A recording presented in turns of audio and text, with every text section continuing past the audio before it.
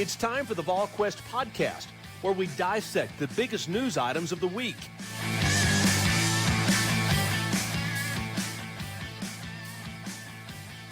Good Tuesday, everyone. Welcome to the Volquest.com podcast presented by Smoky Mountain Organics, East Tennessee's most trusted health and wellness store, focusing on the natural products and organic remedies to a variety of ailments. 4 stores to serve you in East Tennessee, including the store in Knoxville on Kingston Pike, right across from Trader Joe's. And of course, they've got their 3 Sevier County locations: Pigeon Forge, Gatlinburg, Sevierville. That's Smoky Mountain Organics. Check them out online at SmokyMountainOrganics.com. With Austin Price and Rob Lewis, I'm Brent Hubbs. Glad to have you along with us. Plenty to get to in this podcast. We're going to start on the hoop side of things, where Tennessee takes on South Carolina tonight at Thompson-Boling Arena. The Gamecocks coming off a 72-70 win over Vanderbilt. They're 1-1 in SEC play with a home loss to Auburn and a 2-point win over Vandy. Tennessee, as we know, has their struggles going on right now. They lose at Baton Rouge against a good LSU team. Struggled against Ole Miss. Not a good week of basketball last week for Tennessee. Rob, let's just start with the importance of the game tonight. It's January 10th. Must wins or overblown phrases, but this does feel like a significant game for Tennessee tonight. Yeah, I would start off by saying I'm also not in the sky is falling crowd. Tennessee hasn't looked great by any means, but they've lost 2 games on the road to ranked teams. They look bad against LSU. I don't think they look ready to play. I get why fans are upset, but the team that won 31 games and was ranked number 1 for 4 weeks 3 or 4 years ago lost at LSU, got hammered at Kentucky. Too often there's a football mentality from a fan base that's brought to basketball. That being said, they need to win this one tonight. South Carolina is not good. They've got some ugly losses. I know that they lost to Princeton. I think they lost at home to Coastal Carolina in the non-conference. This is one that you've got to get, and especially in what is shaping up to me to be a highly, highly competitive Southeastern Conference. Tennessee's not only they did the win, however, but they've got to fix some things. Well, and that's the thing. The record aside, and stepping aside from the record, because I mentioned this and posted this after the game. I think there were 6 ranked teams that lost on Saturday. So, basketball losses happen. I think for this team and for this fan base, it's kind of where this team is and how they're losing. Defense does travel, but Rob, Tennessee was the only team in the SEC who didn't score 70 points on Saturday. And I get that you're going to play great defense, but you're not going to win a ton of games in this league 62-60 or 62-58. So my question to you is, how in the world does this team find offense and score on a consistent basis? I get there'll be nights where the ball is going to go in from the perimeter, but that's not going to be every night. So that's the question we asked back in December. How does this team find points? They've got to get better inside. And I hate to pile on the kid, but how do you have a senior in John Fulkerson that gives you 24 and 10 against Arizona, and then 3 weeks later gets up one shot at LSU? Is it COVID? If it is COVID, I feel terrible, but he's not telling anybody in the program that it's COVID. He's being asked repeatedly. Like, people in the program would like to hear that's what it is. You know what I mean? It would be like, well, thank goodness. I'm glad, take some rest, take a few days off, pump a bunch of fluids into you. But he is not saying that. At least as of Monday morning, he was not saying that. But Olivier Camois in SEC play, he's averaging 12.5 points a game. My goodness, Eurosh. It's a small sample size, but he's getting 15 minutes a game. He's probably the most productive kid on the team. He's averaging 7 points and 6 rebounds in 15 minutes. But they have to get some stuff inside. They got just beat up in the paint the other day. I know Eurosh got 12 points, but it was a different game in the second half when he got all those points. It was not an intense affair like it was in the first half when LSU was kind of establishing control. It feels like, don't you feel like, Rob, that Fulkerson does not play? He has down games when they let you, they don't call the ticky-tack stuff. Like, part of his game is kind of being crafty and using his body and throwing it around and drawing fouls on the opposing team. They let him play pretty physical at LSU the other night. Yeah, but I also think, and this is what Rick tells him all the time, he's got to catch it in space more, like 12 feet out. And he's not a guy that's going to, carve space out with a big rump like a traditional post player. I mean, he is so much better when he faces up. He's got a really good first step. We can use that first step and get into something quick. And for whatever reason, I mean, it's just not there. I mean, you would think that the pairing of him and Kennedy Chandler would have been really good, but it's not really producing a ton of results. I still feel like, don't you feel like Justin Powell, like he is scared to make a mistake? Like, you watch me, he shoots very little. Most of the time it's just kind of, when he gets the ball, it's, 3 dribbles and a pass. And, you can say that, but he's not playing right now because he won't shoot. I mean, Rick was pretty emphatic after the Ole Miss game that, he pulled Justin because Justin wouldn't take open shots. They ended up, having to force something late in the clock. And the ones he has shot, he's not been hitting them. Nobody's hitting them. Tennessee has one player. I mean, it's only 3 SEC games, but, still they have one player that's making 30% or better from 3, and that's Santiago at 40%. Nobody else, and as a team, they're shooting 26.7%, 13th in the league out of 14 teams. So Rob, is this just you got to shoot out of it? I mean, you don't want to. I don't think you want to tell Josiah you can't shoot it, but he's obviously not going to put it on the floor and go to the rim to try to create an offense. It doesn't appear. That's kind of not been his game.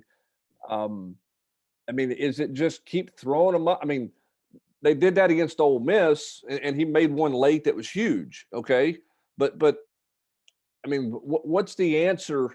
What's the answer for those guys who are struggling? I mean, I asked Coach Barnes.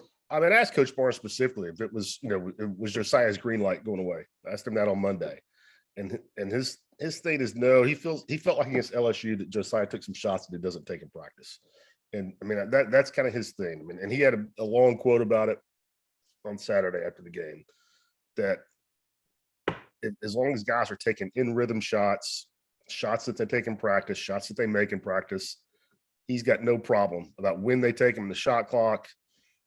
Whether what the situation is. His big thing is take the shots that you're shooting in practice. I thought Kennedy maybe over the past couple of games has forced a couple from 3 instead of driving it. Josiah, I honestly, except for maybe 1 or 2, I don't know that I've really seen him take one that I would say is forced. Would you? I think he's just bricking open threes. Why would he have a forced shot? Because the scout on him right now is don't go out there. Don't just let him shoot it. And I'm not I'm not critical, but right now the scout for Tennessee to me is very easy. Okay. Don't let Kennedy, try to not let Kennedy Chandler get downhill. Okay. And force Tennessee to swing it. And if they swing it over in the corner to Josiah, let him shoot it. We're not worried about that. Guard Vescovi, and then we'll take our chances with somebody else. And again, I don't want to be that ugly pylon guy, but I mentioned this Saturday night. At times it feels like Olivier is better facing the basket than Josiah is right now. His shot looks better. He's more assertive on offense. He looks as athletic as Josiah looks at times out there on the offensive end of the floor. He can't guard defensively out there. But they just seem like a real mess on offense. Just a hot mess. I agree. And to add to your point on Olivier, I think he's getting better and better and more confident and more confident. In Monday's practice, they did some stuff and they worked on the scout, but they played about 45 or 50 minutes. They just went 5-on-5 up and down.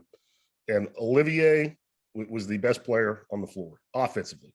And it wasn't particularly close. Santiago was good. Kennedy was good. And those 3 guys, and if you kind of look at the stats in SEC play, that's Monday's practice, kind of reflects that. Well, and tonight that it's not going to be easy to score. But because that's the one thing South Carolina will do. They don't put it in the basket very well, but they're going to get physical. They're going to challenge you. If it's, as Austin mentioned earlier, if it's not a quick whistle tonight and it gets really rough and physical, how does Tennessee handle that? Because I thought LSU shoved them around. I thought LSU was the more physical team by far. I think a bunch of teams are going to be able to do that. I mean, I think the LSU game was the first time I really thought that a team made Tennessee pay for Rick playing that small lineup. Yes. I mean, I thought they beat them up. I mean, 18 second chance points. They outscored him in the paint. And I thought, I thought Rick's second half minutes displayed that because Zakai didn't play. Zakai played very little in that second half. Now, I don't think every team can do that, but LSU's long and athletic enough to where I think they really made Tennessee pay. Against South Carolina, I mean, you're going to have to be really efficient on offense because they'll ugly it up. Like you said, I mean, they're not a great team by any means, but those guys are going to play hard for Frank Martin. They'll make it very physical on that end of the floor. To AP's point, if it's called, if it's one of those let them play games, then I think Tennessee's going to have to be very crisp in what they do. Kennedy's going to have to get into the paint, make things happen. And as much as I love Kennedy, he's got to take care of the ball. In SEC play, he's got 11 turnovers. He's played 2 games. He's got 11 turnovers. He's got to clean that up because he's going to be on the floor for 35 minutes most nights, and you can't have him turning it over like that. Yeah, he just over dribbles at times. I mean, he dribbles like he's playing in an AAU game where he can dribble through the entire defense, and you can't do that at this level. So let me ask this as we get ready to wrap up some hoops here, and we'll talk some football and talk some transfer portal stuff and other things here on the podcast. But I know Rick Barnes is about defense and defense only. Do you have to look at sacrificing a little bit defensively for more offense because you're going to have to score more points to have a chance to win some games? Or do you think that it's going to be, we're going to do everything we can to keep the game in the 60s and give ourselves a chance, which I think is really hard to do in this league? Yeah, I agree. But I mean, based off the last couple of practices that I have seen, the guys that everybody wants to see play, namely Justin Powell and Huntley Hatfield, they're not putting up numbers in practice. I mean, they're not. The guy who is going to play more is not going to excite a lot of people offensively. Jemai Mashak is getting ready to get steady minutes. And, I'm not – and again, you go back and read anything I've written since November. I've been a staunch advocate for Powell and Huntley Hatfield to play more. And maybe, they've lost confidence or something. But right now, if you were able to go and watch practice, you would not be jumping up on a milk carton clamoring for those guys to play more. Be interesting to see if this team can score and how they can find some points because they need a shot in the arm offensively. Nothing feels easy in the half court at all for this team. So can they do that? Tennessee is 2-4 this season when they scored less than 70 points. That appears to be the magic number for Tennessee. We'll see if they can get to that point on Tuesday night as Tennessee host, or later tonight as Tennessee host South Carolina in a key SEC game. Kentucky coming up on Saturday in Lexington. That's not going to get any easier. And Rob, it feels like I don't want to say they're going to run away with this league because the league's not a runaway league, but Auburn's really good. Yeah, I had a chance to, while after Tennessee got done Saturday night, to watch most of the second half, and I was impressed. They're going to be tough to beat. I mean, again, I'm with you. They're not going to run away with it. And a lot changes, what's going to happen with injuries. But a month ago, I thought Alabama was a favorite, and now I've definitely switched my allegiance to Auburn. Yep, that's a good-looking basketball team with a lot of weapons and a lot of different options out there on the offensive end of the floor, and they play fast with a true identity. And I think that's the other thing about Tennessee is you're sitting here, again, you're just a couple of weeks into SEC play. There's a lot of basketball left. But if you ask yourself, what's Tennessee's identity on this basketball team? I'm not sure we know the answer to that, Rob. Well, I don't know what their offensive identity is. Their identity is defense, but, they didn't – LSU hung 79 on them the other day. That's the most they've given up this season. They haven't given 80 to anybody. But I could not agree with you more. You're not going to win a lot of games playing in the 60s. Yep, and that was league or any other, not in this day and age. No, and Ole Miss shot 44% against Tennessee, so they put the ball in the basket. They just didn't have a point guard and ended up turning it over 27 times, which is why Tennessee escaped with that win in an ugly basketball game. All right, we'll have plenty of basketball coverage for you as Tennessee takes on South Carolina tonight. Switching over to football, Austin, Tennessee gets a surprise commitment in the transfer portal on Saturday, and a key get for Tennessee at the wide receiver position. Your thoughts? Yeah, Tennessee able to pick up Isaiah Nair, the Wyoming transfer. Fresh off his visit to USC, things just clicked for Tennessee and him. And when I talked to him the first day he went in, he told me he was probably going to try to stay back in the state of Texas. Fast forward about 5 days, you talked to him, Brent. He had admitted he had that mindset originally, but had since changed the mindset to just kind of go with, the place that can fit him best and showcase him best. And that ends up being Tennessee. So Tennessee needed help at wide receiver opposite Cedric Tillman to fill in the voids with the loss of Javonte Payton and Bayless Jones. And they get a really nice addition. How does it translate? Who knows? I mean, how does Jared Verse translate from Albany to Florida State? No one will know. As we get into this, the new era of college football, I'm interested to see how all these kids that are putting up ridiculous numbers at smaller schools, how it translates once they get to a bigger school. That's a great question. And this, let me go big top. I didn't have this on my list here, but let me go big topic with that, because I think it's a pretty fascinating discussion. You have a list? Yeah, I do. I got a list. Look, I got notes. I got notes. I'm prepared. And both of you jump in here on this one, because I think it affects all sports. If you're a coach, and I know each case is different, but how intriguing is a smaller school guy who has produced a bunch of big numbers to you compared to a 2-year guy at a Power 5 school that's had a hard time getting on the field or hasn't played a ton? I think it's way easier in basketball, because even if they are coming from a smaller school, they're going to have, you're going to be able to flip on the tape where they played a bunch of big schools in the non-conference. Like who's the kid at Alabama from Furman that's a really good player? I'm drawing a blank. Yeah, I know you're talking about. Gurley. Is it Gurley? Yeah, but what you're saying is those guys have played against that Power 5 competition. A lot. I mean, probably, if they're a junior, transferring as a senior, they probably played 15, 20 games, money games in November, December, where you're going to be able to have a body of work for them to look at. I don't think I think it's a lot easier in basketball. But it's not perfect, right? Because Tennessee got the kid from Sacred Heart. EJ Anasicki. Yeah, who put up a lot of rebounding numbers, but it didn't seem to translate very well in the Power 5. You think it's easier for a guy scoring, Rob, who's a Power 5 guy? I mean, who can fill it up that way, as opposed to a post player making that adjustment? Shooters shoot, Hubs. Shooters shoot. I think it's a case by case basis. Okay. I don't think you can make a blanket statement about it. Okay. But I do think I just think it's a lot easier in basketball, just because of you'll be able to have a much better scout.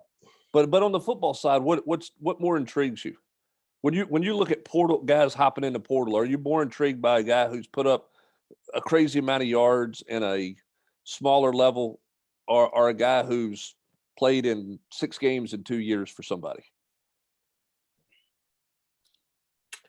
Oh man, that's a good question. I think I would be more interested in the kids that put up numbers.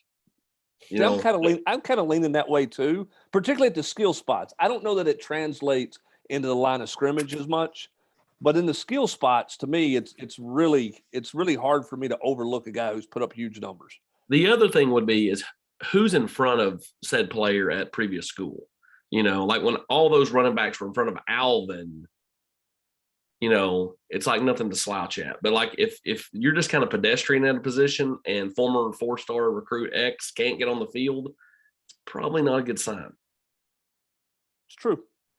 Interesting. I think that's a really, from an evaluation standpoint, I think that's hard to I think it's a little bit hard to qualify and look at some things like that. I think the other thing too with those smaller schools is, how big is the guy really? What's his size look like? And those type of things. I mean, you almost wonder if the transfer world doesn't at some point try to incorporate some kind of combine where everybody can just evaluate how big a guy is or how much a guy weighs or whatever, because there's just a lot of unknowns with these guys at smaller schools that are going into places. I think the other thing with transfers too, Rob, is that in terms of recruiting them, you recruit them different because they're looking for something different than I mean, let's look at Isaiah from Wyoming. I mean, he was all about going home. And I think part of the intrigue with Tennessee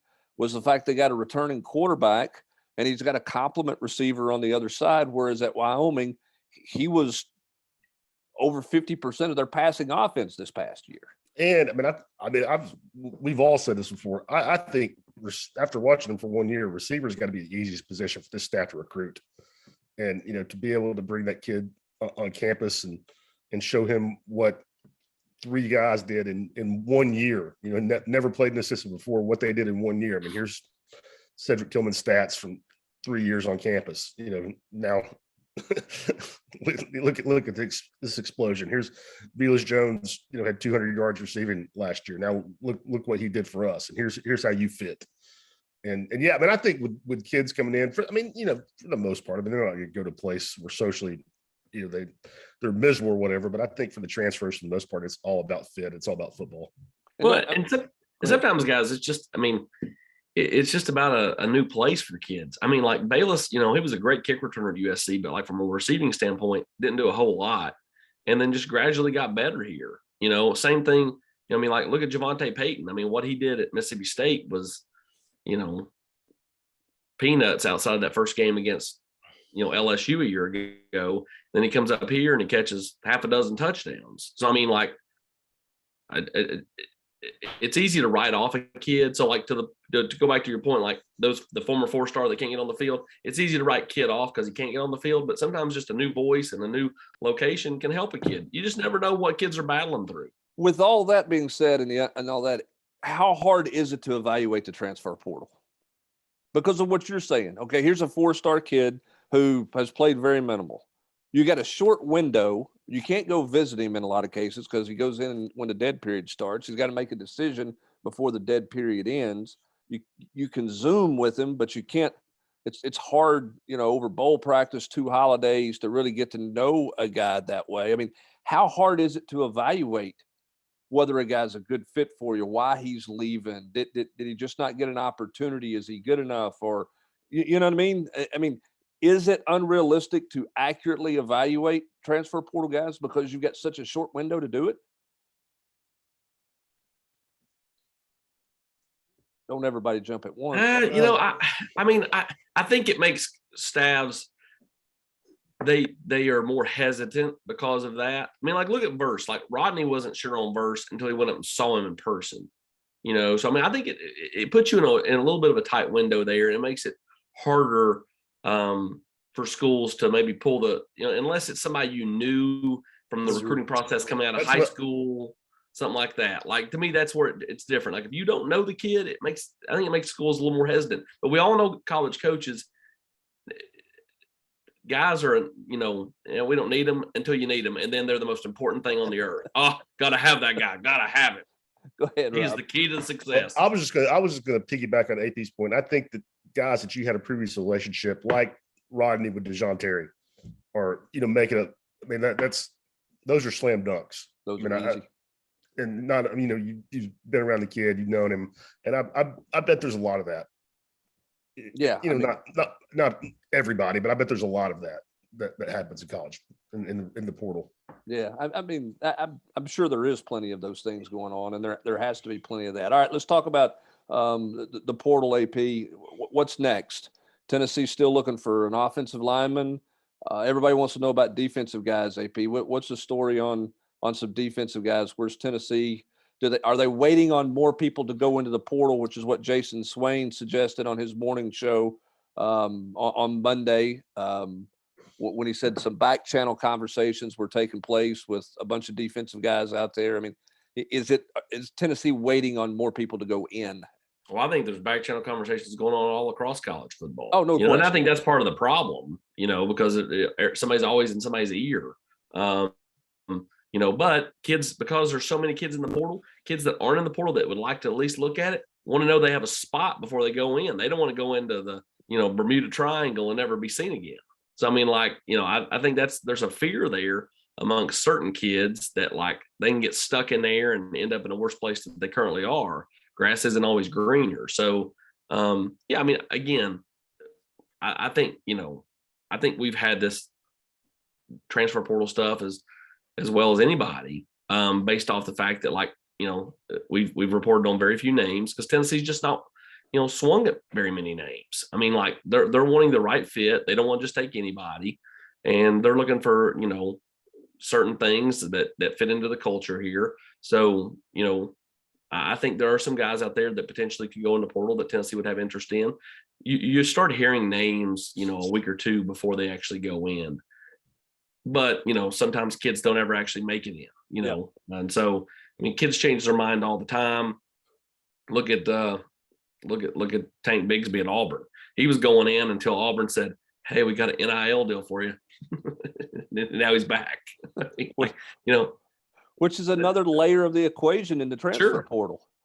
I mean, it's you're sitting here and you're at one place and you're being productive, and that place doesn't have anything for you, and a potential transfer place has got some NIL opportunities for you. That only adds to that. I mean, that's part of what you're dealing with in college football. So yes, defensively, AP, are we thinking linebacker, corner, defensive end? Would they go all three? I'm thinking a defensive lineman, a linebacker, a couple guys in the secondary. Okay. And then on the offensive side, offensive tackle, and they would take a running back. Okay. Yep.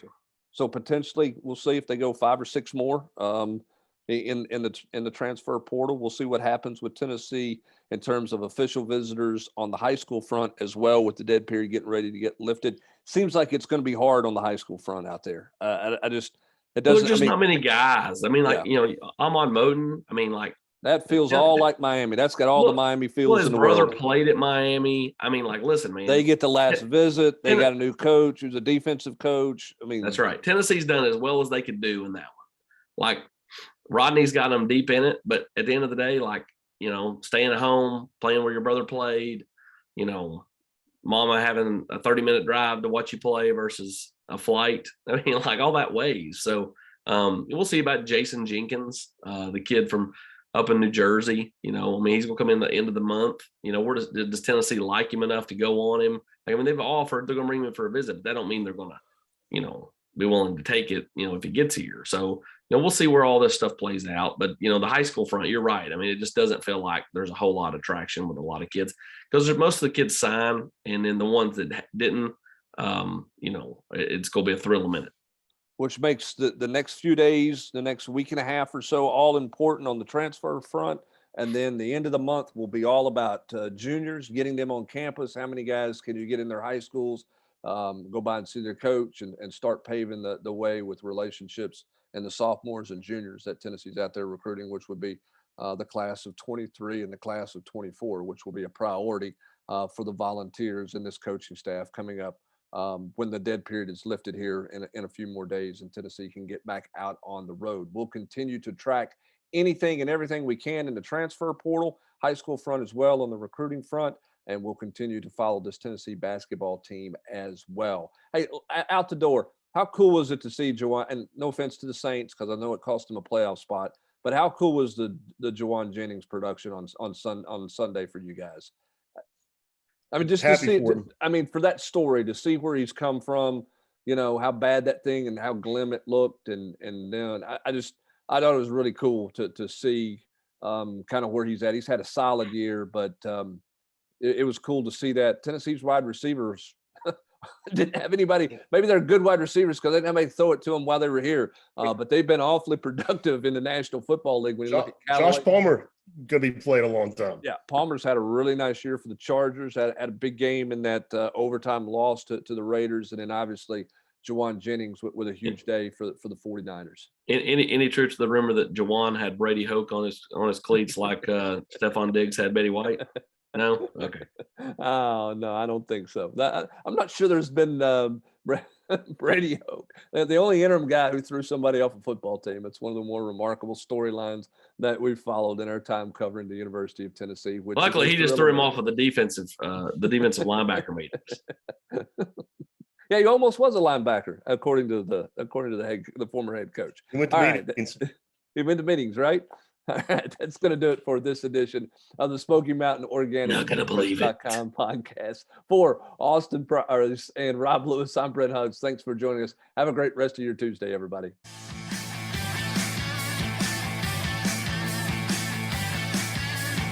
You've been listening to the Volquest podcast every week here on Volquest.